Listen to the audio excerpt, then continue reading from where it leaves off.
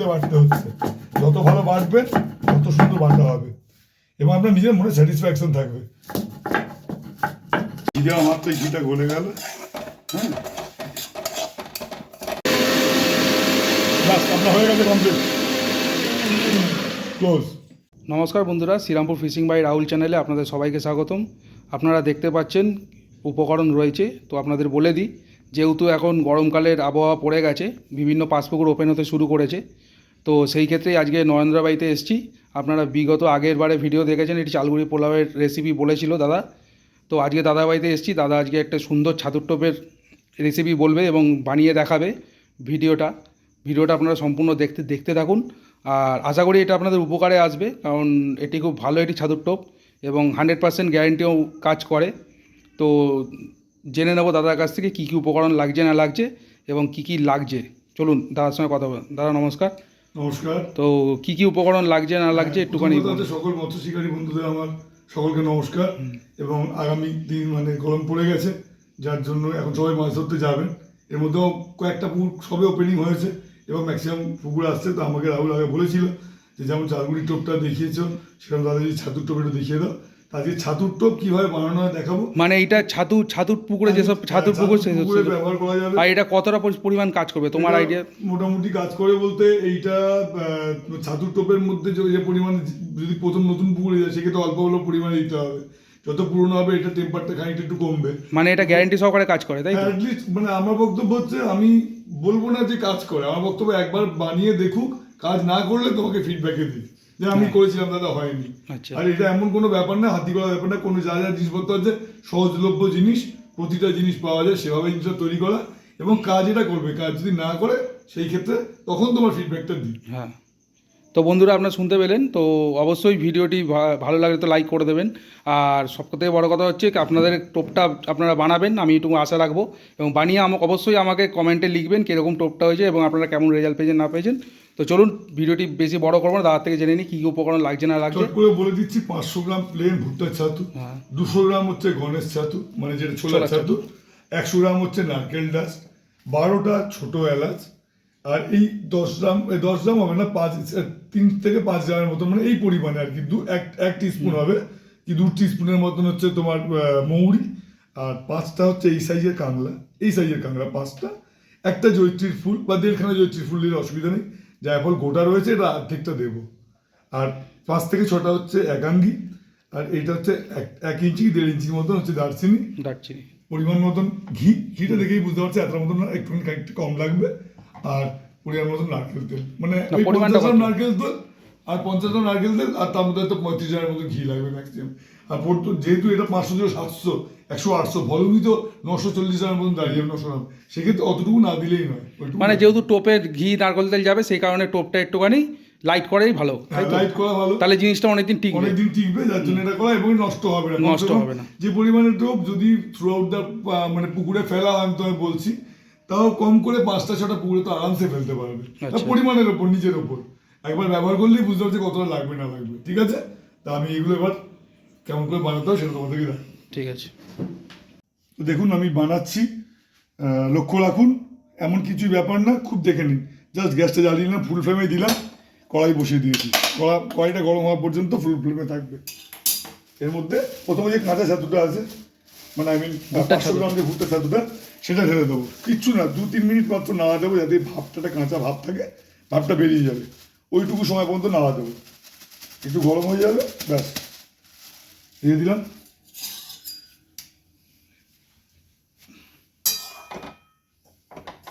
উল্টে পাল্টে দিলেই কিছুক্ষণ বাদে একটা ভাব মতো বেরোবে। ভাব বেরিয়ে যাওয়া মানে ছাতুটা মোটামুটি হালকা হয়ে যাবে। এই যে নাড়ছে প্রথমে টাইট লাগবে, যখনই গরম হয়ে যাবে তখন দেখবেন একদম হালকা হয়ে যাবে।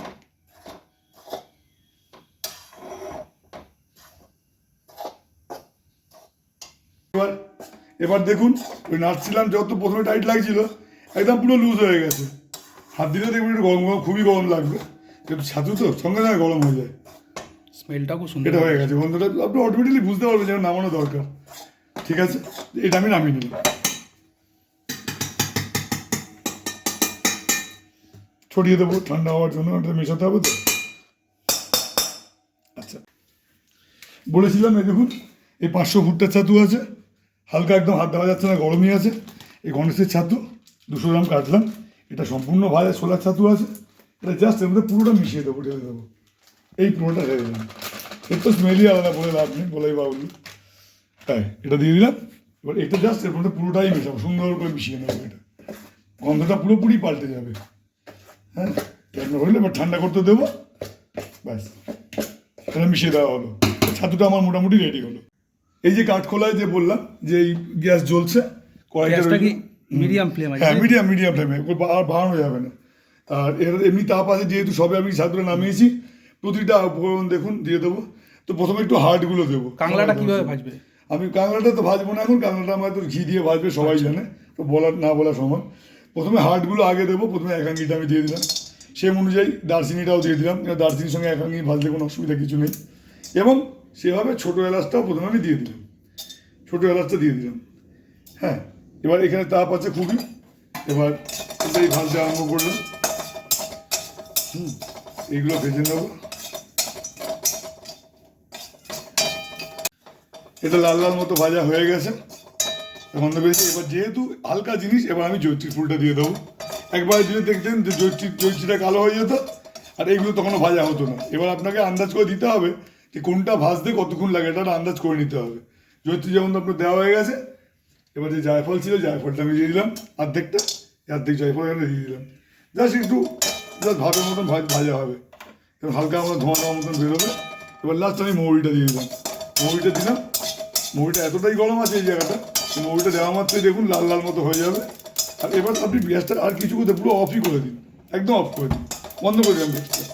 এবার এই তাপের মধ্যে যতটুকু যেমন ভাজা হবে সেটা আমার পক্ষে যথেষ্ট। কাংলাটা আমার বাকি ছিল, এই আমার কাংলাটা রয়েছে।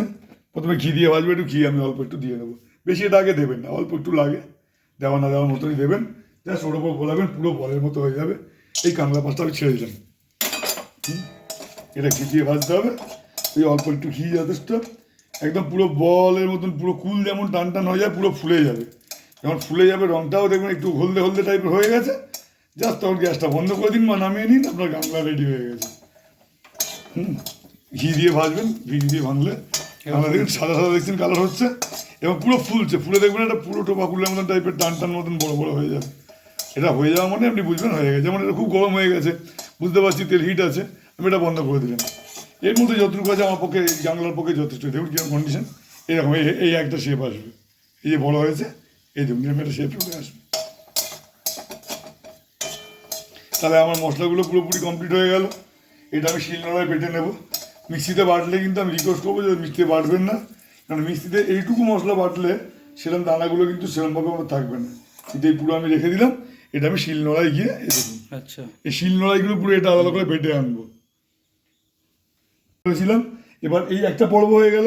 প্রথম পর্ব হচ্ছে ছাতুটা ভেজে নেওয়া, দ্বিতীয় পর্ব হচ্ছে মশলাগুলো পুরো রেডি করে নেওয়া গুঁড়ানোর আগে, তৃতীয় পর্ব হচ্ছে যেহেতু কড়াই গরম আছে, এর মধ্যে আমি নারকেল তেলটা দিয়ে দিচ্ছি। নারকেল তেলের মধ্যে কোকো ডাস্ট আমরা 100 গ্রাম আছে, ওটা আমি হালকা করে জাস্ট দেখিয়ে দেবো আপনাদের কালারটা, ভেজে নেবো। হ্যাঁ, এই নারকেল তেল দিলাম, প্রায় 25-30 গ্রামের মতো নারকেল তেল দিয়ে দিলাম। আচ্ছা, এর মধ্যে আমি যে ঘি আছে, এই ধরো 1.5 চামচ কি 2 চামচের মতন হাফ ঘিটা দেবো, এই যে এই দিলাম অর্ধেকটা। আর লাস্টে কিন্তু কাঁচা ঘি আমার লাস্টে দেবো, আর নামাবো, স্মেলটা থাকে, এমনিও থাকবে, কিন্তু স্মেল থাকে তো দেবোই। দেখুন দিয়ে দিলাম নারকেল, এটা এর মধ্যে প্রায় মোটামুটি 70-75 গ্রামের ওপর তেল হবে, আর হয়তো 20 গ্রাম 25 গ্রাম লাগবে, এটা আপনার হাতের আন্দাজের ওপরে। পুরোপুরি গরম হয়ে গেছে, 100 গ্রাম নারকেল ডাস্ট আমি পুরো দিয়ে দেবো, দেখুন পরিষ্কার দিয়ে দেবো, জাস্ট একটু ভেজে নেবো, এমন কিছু ব্যাপার না। খুব লক্ষ্য রাখতে হবে লাল যেন কোনোভাবেই না হয়, যেটা অ্যাভারেজ জায়গা আপনি নামাবেন, হালকা একটা হালকা ব্রাউন আসলে আপনি দেখলে বুঝতে পারবেন। এবার ভাবছেন হয়তো অল্পটা ওপরটা ব্রাউন হচ্ছে, আপনি বন্ধ করলেন না, নাড়তে আরম্ভ করে দিলেন, এই যেমন হয়ে যাবে, গ্যাসটা কিন্তু বন্ধ করে দিলেন, বন্ধ করলাম, বাকি যে তাপটা আছে পুরোপুরি কালারটা দেখুন আপনাদের জায়গায় চলে আসবে। হ্যাঁ, আপনার নিজেরই পছন্দ হবে যে না আমার সুন্দর হলো। এবার যদি পুরো লাল হওয়ার পর যদি আপনি বন্ধ করতেন, এই তেলটা যা গরম ছিল পুরো পুড়িয়ে দিত, তাহলে কিন্তু আপনার হতো না। এই দেখুন নারকেল এটা ভাজতে বেশিক্ষণ লাগে না, এটা কিন্তু মিক্সিতে আরামসে বেটে নিতে পারবেন, কোনো অসুবিধা হবে না। মিক্সিতে একদম ঘুরিয়ে দিলে একদম খুব সুন্দর বাটা হয়ে যাবে। এই দেখুন কালারটা দেখুন, একদম হালকা মিক্সিতে দিয়ে দিলে আর টোপটার সঙ্গে মেশাতে কোনো অসুবিধা হবে কোনো না। অসুবিধা হবে না। মিক্সিতে যখন দেবেন একদম পুরো তেলের মতনই মিশিয়ে দেবেন টোপটার মধ্যে। এই দেখুন কালার দেখুন, হয়তো অনেকটা, হ্যাঁ বুঝতে পারছেন তো, এই তো দেখতে পাচ্ছেন এরকম হয়ে গেল, এটার কাজ কমপ্লিট। ঠান্ডা হতে দেবেন, গরম তো মিক্সিতে আপনি দেবেন না, ঠান্ডা হোক, ঠিক আছে? তো ঠান্ডা হোক, ততক্ষণে আমি যখন মিক্সি দিয়ে দেবে আর মিক্সি ততক্ষণে দেওয়ার আমি পরে যে রেডি হয়ে যাবে হ্যাঁ। সেটা আপনার সামনে দিচ্ছি। আর ততক্ষণে এটা বেটে এই গুঁড়ো আনছি। মশলাটা বেটে নিয়ে বেটে আসছি। আনছি, হ্যাঁ। দেখতে থাকুন ভিডিওটা। দেখুন কোনো উপায় নেই, মাছ ধরতে ভালোবাসি, ভালো পারফেকশন আনতে গেলে মিক্সি আছে, উপায় নেই, শিলে বাটতে হচ্ছে। যত ভালো বাটবেন তত সুন্দর বাটা হবে এবং আপনার নিজের মনে স্যাটিসফ্যাকশন থাকবে। একটুখানি কাঁচা ঘি মিশিয়ে দেবো, আমার ওই কালার চলেই এসছে, যেটা বলছে অটোমেটিক্যালি রেখে দেওয়া মানে এটা গরমের চোটে এই কালারটা দাঁড়িয়ে গেছে, যেহেতু আমি ঘিটা এই গ্যাসটা অফ করে দিয়েছিলাম। এবার বাকি কাঁচা ঘি দেখুন দিয়ে দিলাম, স্মেলের জন্য দিলাম এটা। এইবার এটা মিশিয়ে নিয়ে এটা জাস্ট আর কি মিক্সিতে বেটে নেবো। দেখুন গরম আছে এখনো পর্যন্ত, যার জন্য ঘি দেওয়া মাত্র ঘিটা গলে গেল। হ্যাঁ করে নিয়েছি, ঠান্ডা করে নিয়েছি, এটা জাস্ট মিক্সির মধ্যে দিয়ে বেটে নেবো, সামনেই বাটবো। দেখবেন এক্ষুনি বাটবো কিরম কালার হয়ে যাবে, মনে হবে যে হ্যাঁ এটা মেশাবার পক্ষে উপযুক্ত। যতটা আপনার ভালো মানে বাটা হবে, হ্যাঁ যতটা ভালো মিশবে, তাই তো? মিশবে তত ভালো গন্ধ হবে এবং তার পারফেকশনটা আসবে তত বেশি। এটা বলতে, এটা বলার অপেক্ষা রাখে না।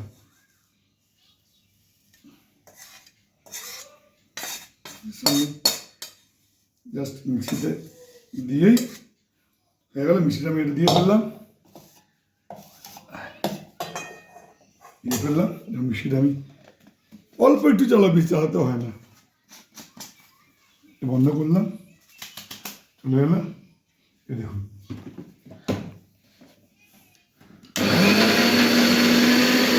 হু করে পুরো জলের মতো হয়ে যাবে, আমার কিচ্ছু করতে হবে না, খালি জলের মতো হয়ে যাবে।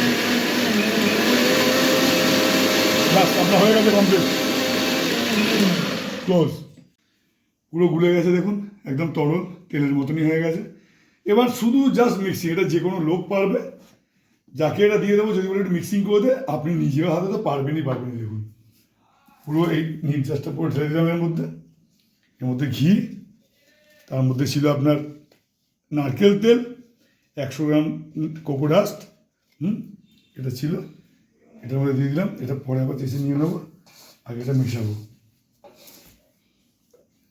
এর মধ্যে দিয়ে দিচ্ছি যাতে জিনিসটা পুরো বার করে নিয়ে চলে আসতে পারি।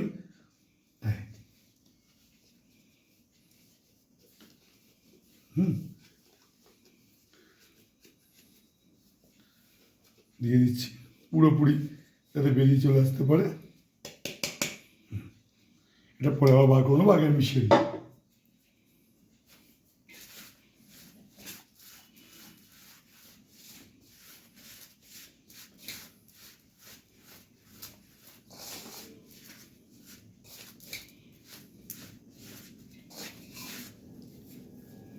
ভালো করে ঘষতে হবে, তাই তো? পুরো ভালো করে ঘষতে আপনি নিজেই পুরো একদম আপনার হাতের মধ্যে না এটা অন্য রকমের মানে একটা গন্ধ এত সুন্দর বেরিয়েছে, বলার মতো নয়, উপায় নেই। এটা না বানালে আপনারা বুঝতে পারবেন না, এত কার্যকরী টোপ, আপনি জাস্ট ব্যবহার করলেই বুঝতে পারবেন। এমনি টোপ যেমন মাখবেন, প্রত্যেকবারই মশলা ছাতু অ্যারেঞ্জ করছেন বা দোকান থেকে কিনছেন, দোকানের ছাতুও ভালো, যেখানে যেখানে কিনবেন কোনো অসুবিধা নেই। নিজের হাতে বানাতে যদি চান, একবার বানালে আপনারা বুঝতে পারবেন যে হ্যাঁ বানিয়ে মাছ ধরা যায়, বানিয়ে মাছ ধরার তার মজাটা একটু আলাদা। আমি মিশিয়ে ফেললাম, এখন অনেকক্ষণ মেশাবো, মিশিয়ে ফেললাম, দেখুন কালার পুরো চেঞ্জ হয়ে গেছে, দেখুন চলে এসছে। এইবার এর মধ্যে সেই যে দেখুন বাটা মশলা বলছিলাম, বাটা মশলা পুরো আমি এর মধ্যে দিয়ে দেবো, মানে যেটা আমি শিলনোড়ায় বেটে নিয়ে এসেছিলাম, নিয়ে ভালো করে মিশিয়ে দেবো। এবার এইটা যে মিশিয়ে দেবো, মিশিয়ে নেওয়ার পর এটা আপনাকে দেখাবার জন্য বললাম জাস্ট মিক্সিং, এটাই আপনার ছাতুর টোপ কমপ্লিট হয়ে গেল। এবার আপনি যতক্ষণ পারবেন ঘষবেন, এই ঘষাটাই রয়ে যাবে, কারণ এইটাই পুরোপুরি যেমন মিক্সিং করে রাখবেন এবং ব্যবহার করবেন। এইখানে যদি আপনার মিক্সিংটা খুব ভালো হয়, যদি ভালো করে ঘষা হয়, সেটা আপনি ফেললেই বুঝতে পারবেন যে কতটা আপনি ভালো খেটেছিলেন, তার রেজাল্ট আপনাকে মাছ দেবে। তো দেখলেন বন্ধুরা, মোটামুটি এই ছাতুর টোপ রেডি হয়ে গেছে। এবার আপনাদের ঘষার পালা, যে যতটা পরিমাণ ঘষবেন ততটা পালা। আর দাদা বলছি যে এটাকে প্রিজার্ভ করে কীভাবে রাখা যাবে? পিজা বলতে সব থেকে বেটার হয় কাঁচের বোতল। এখন কাঁচের বোতলে খুবই অভাব। কাঁচের বোতলে যদি রেখে দেওয়া যায় তাহলে কমসে কম অ্যাটলিস্ট মানে কম করে 2-2.5 মাস থাকবে। একটু টেম্পারটা হয়তো লাস্টের দিকটা কমতে পারে, তো একটু বেশি বেশি ব্যবহার করতে হবে। কাঁচের বোতল যদি একান্তই না হয় তাহলে স্টিলের যদি কোনো ক্যান টাইপের কিছু হয়, চেষ্টা করতে হবে এয়ার যাতে কম থাকে। ছোট ছোটোতে ভাগ করে রাখুন, যদি এয়ার লাগছে না, ফাঁকা হয়ে যাচ্ছে সেটা অন্য জায়গায় ঢেলে রাখুন। হাওয়া লাগলে এটার গন্ধটা চেঞ্জ হবে। একটু সব জিনিস যেমন ফ্ল্যাকচুয়েট করে এটাও তাই হবে। তো এই দেখলেন মোটামুটি ভিডিও ছাতুর টোপ 100% কার্যকরী টোপ। একবার আপনারা বানিয়ে দেখবেন, আশা করি আপনারা দেখুন উপকার বানিয়ে পাবেন। দেখুন, আমার বক্তব্য বানিয়ে দেখুন, উপকার পাবেন। উপকার না পেলে তখন আপনি ফিডব্যাক দিন, আমি জানি আপনারা। আর ভিডিওটি ভালো লাগলে অবশ্যই এটি লাইক করে দেবেন। আপনারা অন্যান্য ভিডিওতে অনেক বেশি ভালোবাসা দিয়েছেন। লাস্ট আমার বড়জোড়াতে মাছ ছাড়া ভিডিওতে আপনারা প্রচুর পরিমাণে ভালোবাসা দিয়েছেন। তো আপনাদের কাছে একটাই রিকোয়েস্ট করবো, ভিডিওটা দেখবেন, ভিডিওটা লাইক করে দেবেন। লাইক করলে কী হয়, আমাদের মধ্যে ভিডিও করার অনুপ্রেরণা বেড়ে যায়। আগে ভিডিওতেও বলেছি। তার তো অবশ্যই ভিডিওটি ভালো লাগলে লাইক করে দেবেন। চ্যানেল নতুন হলে চ্যানেলটি সাবস্ক্রাইব করে দেবেন নিত্য নতুন মাছ ধরার ভিডিও দেখার জন্য। আর পাশের সিজন শুরু হয়ে গেছে, তো দেখতে পাবেন। তো এই হলো ভিডিও। ভালো থাকবেন, সুস্থ থাকবেন। নেক্সট ভিডিওতে দেখা হচ্ছে। ধন্যবাদ।